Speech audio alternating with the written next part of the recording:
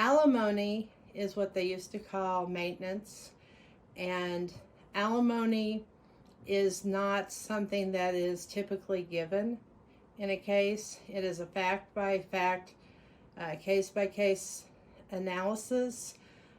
You have to look at the totality of the circumstances of the divorcing parties to determine if a party is entitled to maintenance.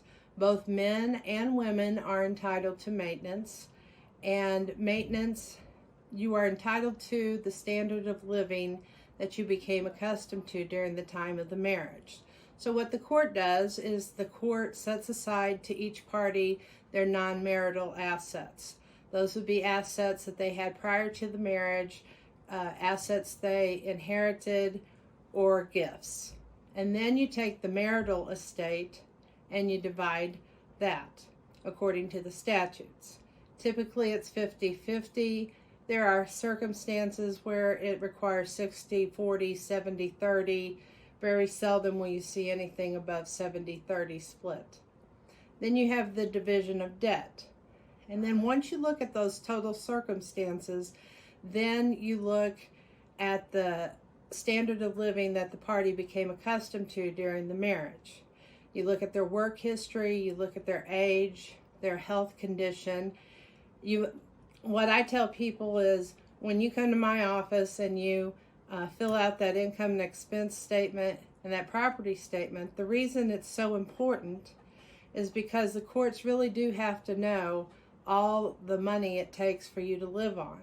Because if you halfway fill them out and don't put on there all your expenses or what you've become accustomed to, and then 6 months, 9 months go by and we get ready to go to a hearing and you realize that you've left out half of your expenses, the court's going to wonder why. Were you lying before or are you lying now?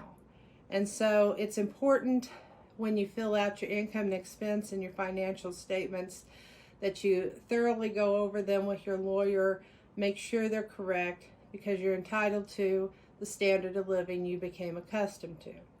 And what I tell people is you also look at the length of the marriage. Someone who's in their 60s, 70s, been married 50 years, was primarily a homemaker, that's probably more of a case of maintenance than someone who's in their 20s, has an education, has been married 3 or 4 years, and has the ability to support themselves down the road.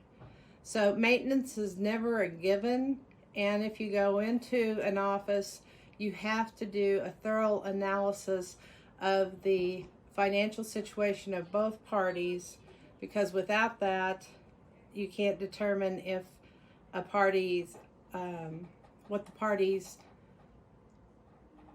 life, what their standard of living was when they were living together.